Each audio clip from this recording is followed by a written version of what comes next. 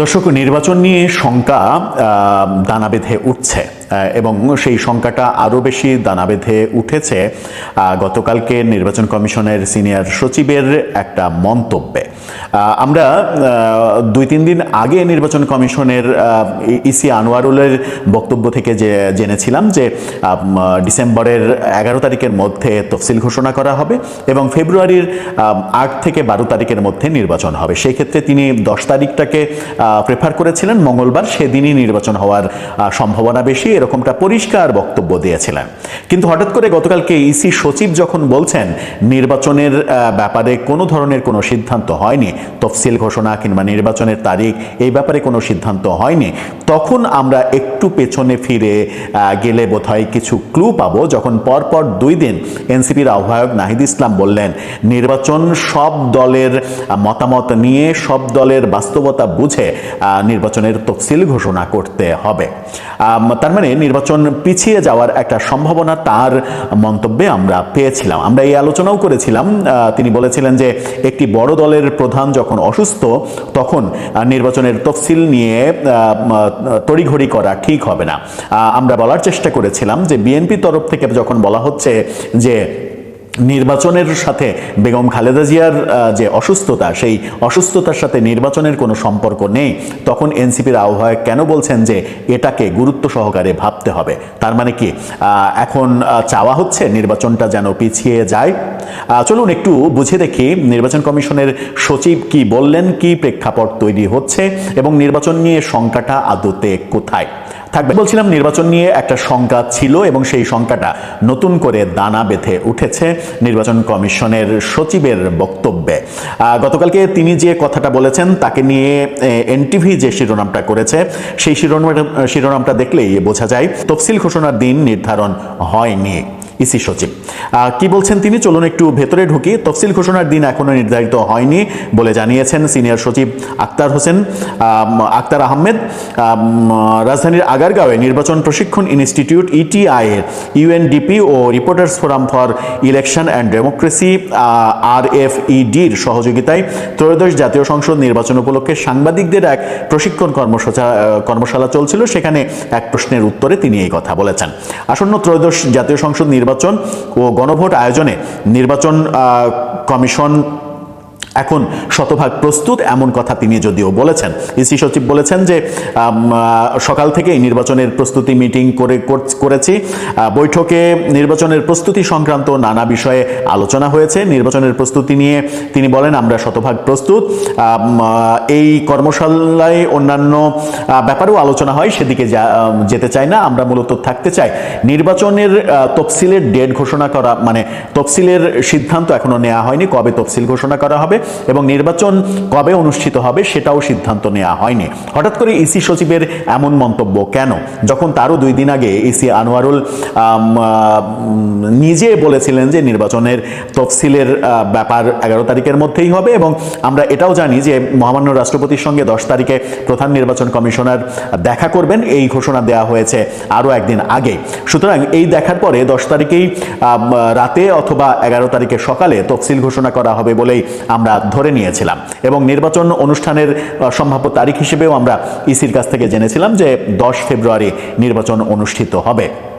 কিন্তু হঠাৎ করে এই সচিবের আক্তার আহমেদ তিনি যখন বলছেন ঘোষণা মানে সিদ্ধান্ত হয়নি, তখন মনে হয় যে ভেতরে ভেতরে এই আলোচনাটা চলছে যে নির্বাচন পেছাতে হবে। কারণ নাহিদ ইসলাম বলেছিলেন নির্বাচন করার পরিবেশ আছে কিনা সেটা দেখতে হবে, সব দলের সক্ষমতা বিচার করে যাচাই বাছাই করে তবেই নির্বাচনের তফসিল ঘোষণা করতে হবে। অথচ একই দিন বিএনপি নেতা আমির খসরু মাহমুদ চৌধুরী বলেছিলেন যে খালেদা জিয়ার অসুস্থতার সঙ্গে নির্বাচনের কোনো সম্পর্ক নেই। যদিও বিএনপি নেতা নজরুল ইসলাম খান তিনি ইসিতে মিটিং শেষে জানিয়েছিলেন যে জরুরি কোনো ব্যাপার যদি না ঘটে, অর্থাৎ বেগম খালেদা জিয়ার শারীরিক ব্যাপারে যদি আরও খারাপ কিছু না ঘটে তাহলে নির্বাচন ব্যাপারে আমাদের কোনো আপত্তি নেই। রুহুল কবির রিজভী তিনিও সেম একই ধরনের কথা বলেছিলেন। তাতে মনে হয়েছিল যে বিএনপিরও একটা সম্ভাবনা রয়েছে নির্বাচন যেন পিছিয়ে দেয়া হয়। বেগম খালেদা জিয়ার শারীরিক এই অবস্থা যদি কন্টিনিউ করে তিনি যদি আরও অনেক দিন আইসিইউতে থাকেন কিংবা সিসিইউতে থাকেন, এরকম জীবন মৃত্যুর সন্ধিক্ষণে তার অবস্থা যদি বিরাজ করে, তাহলে বিএনপির জন্য নির্বাচনের সিদ্ধান্ত নেওয়াটা অনেক বেশি টাফ হবে। যখন কিনা তারেক রহমানের দেশে ফেরা নিয়েও সংশয় তৈরি হচ্ছে, এটা গেল পজিটিভ আলোচনা যে পজিটিভলি ব্যাপারটা বিএনপির জন্য কঠিন হয়ে যেতে পারে নির্বাচন করাটা। সুতরাং বিএনপির তরফ থেকেই আবেদন জানানো হতে পারে যে নির্বাচনটা একটু পিছিয়ে দেওয়া হোক। সেটা তফসিল ঘোষণার পরেও হতে পারে। তফসিল ঘোষণার পরে এমন তো নয় যে তফসিল পরিবর্তন করা যায় না, তফসিল পরিবর্তন করা যায়। যে কোনো মুহূর্তে নির্বাচনের আগে আবারও তফসিল পরিবর্তন করে নির্বাচনের দিন পুনর্নির্ধারণ করা যায়। সেটা নির্বাচন কমিশন ইচ্ছা করলেই করতে পারে। কিন্তু তফসিল ঘোষণার সিদ্ধান্তই হয়নি, এই তথ্য যখন নির্বাচন কমিশনের সচিব বলছেন, তখন মনে হচ্ছে যে নির্বাচন কমিশন সম্ভবত তফসিল ঘোষণার ব্যাপার থেকে পিছিয়ে যেতে পারে। যদিও আমরা এটাও জানি যে আজকে নির্বাচন কমিশনের একটা বিশেষ বৈঠক হবে, যে বৈঠকে সিদ্ধান্ত নেওয়ার কথা নির্বাচনটা আদতে কবে হবে, তফসিলটা কবে ঘোষণা করা হবে। সুতরাং আজকের এই দিনটা খুবই গুরুত্বপূর্ণ। এখন দেখার বিষয় নির্বাচন কমিশন থেকে খুবই চমক জাগানো চটকদার কোনো নতুন তথ্য বেরিয়ে আসে কিনা। দর্শক, আপনার কি মনে হয়? চতুর্দিকে যখন আশঙ্কা, অনেকেই অনেক কথা বলছেন, অনেক আলোচনা করছেন, তারেক রহমানের ফেরা, বেগম খালেদা জিয়ার অসুস্থতা, এর আগে এনসিপি জামাতের নির্বাচন পিছিয়ে দেওয়ার প্রচেষ্টা, সরকারের উপদেষ্টাদের বিভিন্ন জনের বিভিন্ন রকমের বয়ান যে জনগণ চায় আরও 5 বছর, 10 বছর, 50 বছর এই সরকার ক্ষমতায় থাকুক, নানা প্রেক্ষাপটে নির্বাচন নিয়ে যখন একটা আশঙ্কা ছিল, তখন ইসি সচিবের এই বক্তব্য কি আপনাকে নতুন করে সন্দিহান করে তুলছে? পাক ভারত উপমহাদেশের রাজনীতি যখন টলটলায়মান, এখানে মার্কিন যুক্তরাষ্ট্র এমন কিছু করার চেষ্টা করছেন পাকিস্তানে, বাংলাদেশে, যার প্রেক্ষিতে ভারতকে আগামী দিনগুলোতে খুব কঠোর অবস্থানে যেতে হবে। এবং সেখানে তাদের যে সম্পর্ক, আমেরিকার সাথে যে সম্পর্ক, সেই সম্পর্কের ক্ষেত্রে একটা নতুন মাত্রা যুক্ত হবে। এবং একই সঙ্গে রাশিয়ার সঙ্গে তাদের যে সম্পর্ক, সেই সম্পর্কটিকে আরও নতুন করে ঝালাই করতে হবে। এরকম একটা পরিস্থিতি যখন অনিবার্য হয়ে পড়েছে, তখন জনাব ভ্লাদিমির পুতিন, রাশিয়ার প্রেসিডেন্ট, তিনি তার ঐতিহাসিক সফরে ভারতে এসেছেন। ভারতে তার এই সফরটি নানা কারণে খুবই গুরুত্বপূর্ণ। এর কারণ হলো এই সময়টিতে ইউক্রেন এবং রাশিয়ার যে যুদ্ধ, সেই যুদ্ধ বন্ধ করার জন্য আমেরিকা রীতিমতো পাগল হয়ে পড়েছে। দ্বিতীয়ত, মিস্টার ডোনাল্ড ট্রাম্প এই যুদ্ধটি বন্ধ করার জন্যে ব্যক্তিগতভাবে তিনি দায়বদ্ধ হয়েছিলেন নির্বাচনের আগে।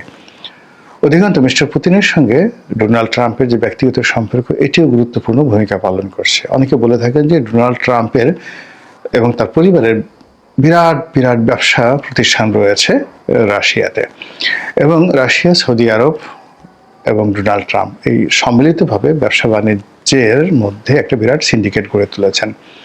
তো এই যে ইউক্রেন এবং রাশিয়া যুদ্ধ, এই যুদ্ধের অন্যতম মদতদাতা রাষ্ট্র হলো ভারত। ভারত যেভাবে রাশিয়ার পাশে দাঁড়িয়েছে, ঠিক এইভাবে কিন্তু চীনও দাঁড়ায়নি।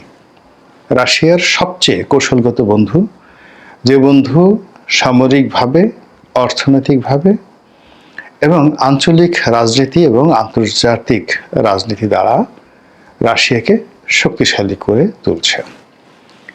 এবং সাম্প্রতিক সময় ভারত যেভাবে তাদের শক্তিমত্তা নিয়ে পুনরায় আবার আফগানিস্তানে তারা ঘাঁটি পেতেছে এবং আফগান সরকারকে যেভাবে তারা আশ্রয় প্রশ্রয় দিচ্ছে, তাতে করে তালেবান, দিল্লি এবং রাশিয়ার যে নতুন একটি চক্র গড়ে উঠেছে, শক্তি গড়ে উঠেছে, সেই শক্তির সঙ্গে আবার চীন, তারপরে তালেবান, এই চক্রটি নিজের অজান্তে যুক্ত হয়ে যাচ্ছে।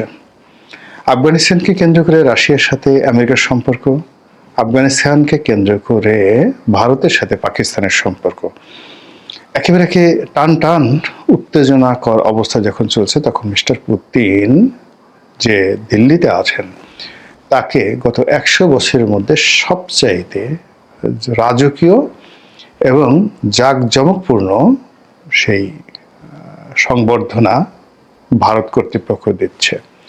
আজ থেকে 100 বছর আগে ভারত স্বাধীন ছিল না, ব্রিটিশ অধীন ছিল। কিন্তু সেই যদি 1925 থেকে আজ অবধি ধরেন 2025 পর্যন্ত এই 100 বারের মধ্যে দেখা গেল অনেক ব্রিটিশ রাজপুরুষও দিল্লিতে এসে যে সংবর্ধনা পাননি, তার চেয়ে অনেক গুরুত্বপূর্ণ সংবর্ধনা এই মুহূর্তে মিস্টার পুতিন পেয়েছেন। এটা ভারতের স্বার্থেই ভারত সেটা করেছে, এবং মিস্টার পুতিনও ভারতে এসেছেন অনেকটা দরাজ দিলে। তিনি ভারতকে সব দিতে চান। তার যত মিলিটারি ট্র্যাক্ট্রিস রয়েছে, যত কৌশলগত রণবিদ্যা রয়েছে, তার যত অর্থ রয়েছে, বিত্ত রয়েছে, ব্যবসা রয়েছে, বাণিজ্য রয়েছে, সব অকাতরে তিনি দিতে চান। এটা নিয়ে ভারতের রীতিমতো এখন হই হই রই রই একটা পুজোর আনন্দ। কিন্তু এই বাংলাদেশে আমরা এটা নিয়ে কি চিন্তা ভাবনা করব? রাশিয়ার সঙ্গে ভারতের যে সম্পর্ক, সেই সম্পর্কতে ডক্টর মোহাম্মদ ইউনূসের কি উপকার হবে, ক্ষতি হবে, এটা নিয়ে ইউনূস সরকার হয়তো চিন্তা ভাবনা করছেন। কিন্তু ইতিমধ্যে যে ঘটনাটা আমরা দেখতে পাচ্ছি তা হলো মিস্টার পুতিনের দিল্লি সফরকে কেন্দ্র করে আওয়ামী লীগের মধ্যে রীতিমতো খুশির বন্যা বয়ে যাচ্ছে। যেটি আশা করছিলাম যে এরকম মিস্টার পুতিনের যে ভারত আগমন, এটাকে কেন্দ্র করে আওয়ামী লীগ গুজব ছড়াবে যে দিল্লিতে শেখ হাসিনার সঙ্গে পুতিনের জরুরি বৈঠক হয়েছে।